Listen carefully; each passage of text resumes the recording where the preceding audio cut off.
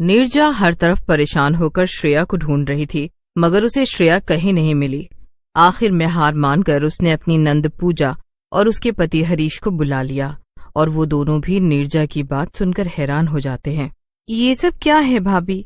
श्रेया घर से ही कहीं गायब हो सकती है भला? ये तो बहुत ही अजीब सी घटना है भाभी, कोई भी इस पर यकीन नहीं करेगा। मुझे भी कुछ समझ नहीं आ रहा, मैं क्या बताऊं। मैंने उसकी आवाज सुनी और जैसे ही मैं ऊपर गई वहां मुझे कोई भी दिखाई नहीं दिया। मैंने उसे कितना ढूंढा लेकिन कोई फायदा नहीं हुआ। ठीक है भाभी, आज तो काफी रात हो गई है, एक काम करते हैं, हम सब कल साथ में निकलेंगे और आस पड़ोस में हर जगह श्रेया को ढूंढेंगे। मगर सारी रात श्रेया कहाँ होगी, कैसी होगी, ये सोच सोच कर तो मुझे नींद ही नहीं आएगी। मुझसे तो सवेरे तक का इंतजार ही नहीं हो पाएगा। हाँ भाभी, परेशान तो हम दोनों भी हैं, लेकिन अब कर भी क्या सकते हैं। इतनी रात में हम कहाँ ढूंढेंगे उसे? उल्टा इतनी रात में अगर हम बाहर भटकें तो हमें भी खतरा हो सकता है। इसीलिए अभी तो हमें सुबह तक का इंतजार करना ही होगा। ठीक है, तुम लोग जाओ, कल मिलेंगे। मैं किसी तरह खुद को समझा लूंगी। तभी पूजा देखती है कि नीरजा में एक टेडी बियर था। भाभी ये क्या है? ये खिलौना किसका है? अरे पूजा, ये श्रेया का है। उसे ये इसी घर में मिला था और वो कह रही थी कि उसकी दादी ने ये उसके लिए रखा है। मुझे ऊपर बस ये खिलौना ही मिला है। ओ लाइए, इसे मुझे दे दीजिए भाभी, इसे मैं सुबह तक अपने पास संभाल कर रख लेती हूँ।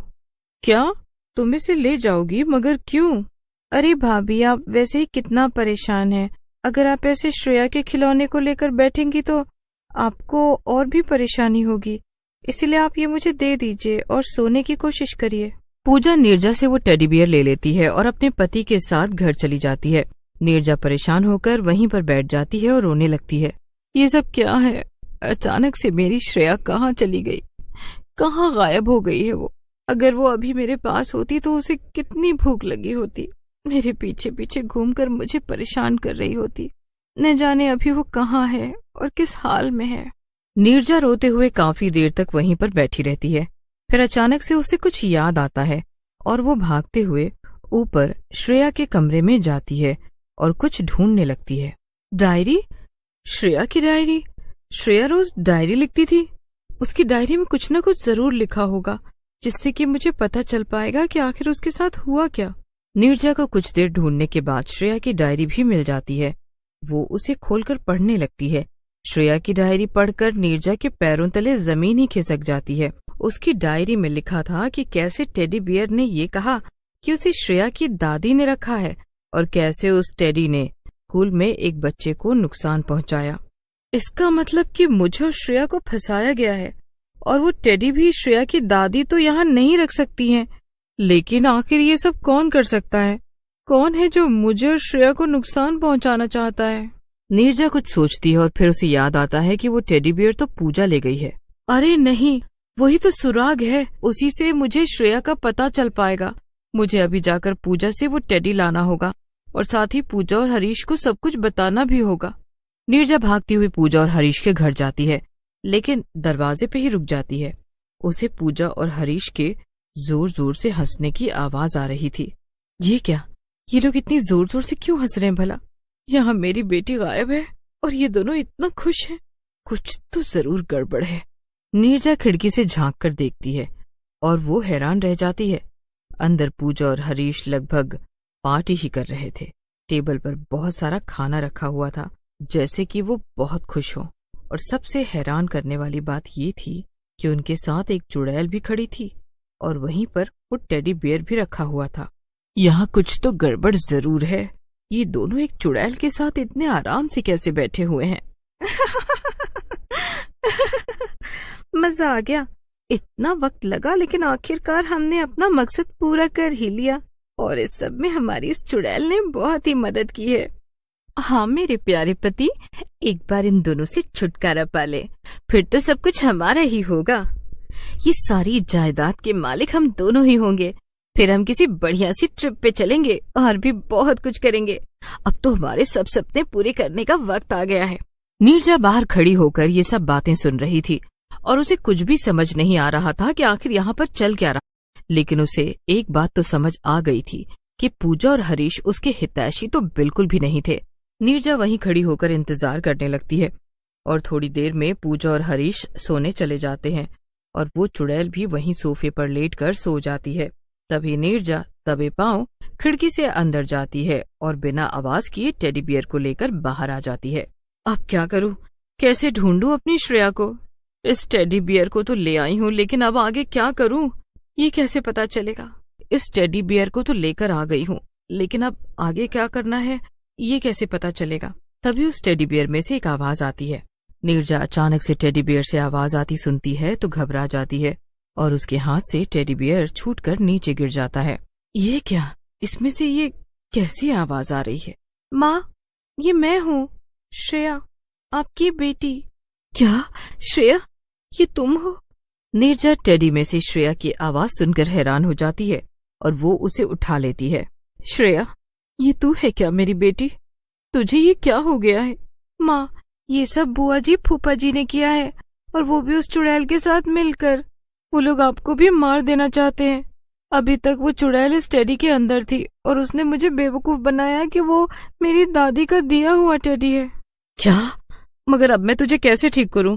तू इस टेडी से वापस पहले जैसी कैसे बनेगी? माँ, मैंने इन लोगों की बातें सुन ली है। वो जो चुड़ैल है ना, उसके गले में एक लॉकेट है। वो लॉकेट उसी अलमारी की चाबी है जिसमें ये टेडी कैद था।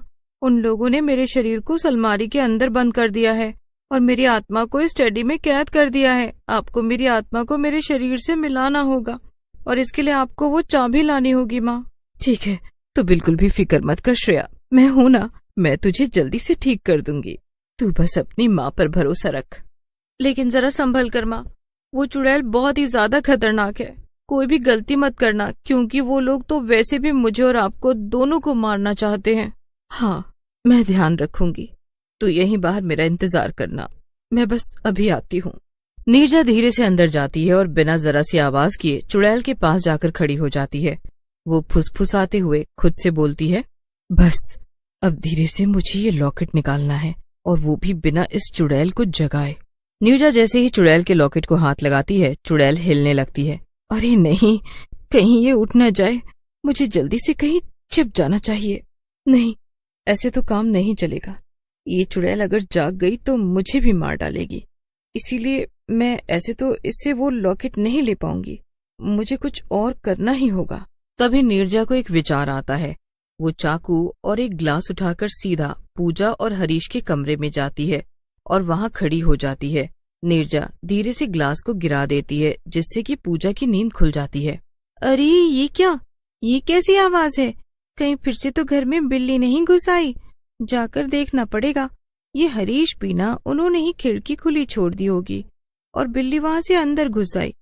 पूजा जैसे ही कमरे से बाहर आती है, नीरजा उसके गले पर चाकू रखकर उसे पकड़ लेती है।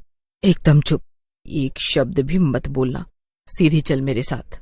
नीरजा पूजा को लेकर चुड़ैल के पास ले जाती है और पूजा से कहती है, जल्दी से इसके गले से वो लॉकेट निकालकर मुझे दे, वरना मैं तुझे मार डालूंगी। पूजा डरते डरते चुड़ैल के गले से लॉकेट निकाल लेती है, क्योंकि उसकी गर्दन पे चाकू था और उसके पास कोई और रास्ता भी नहीं था।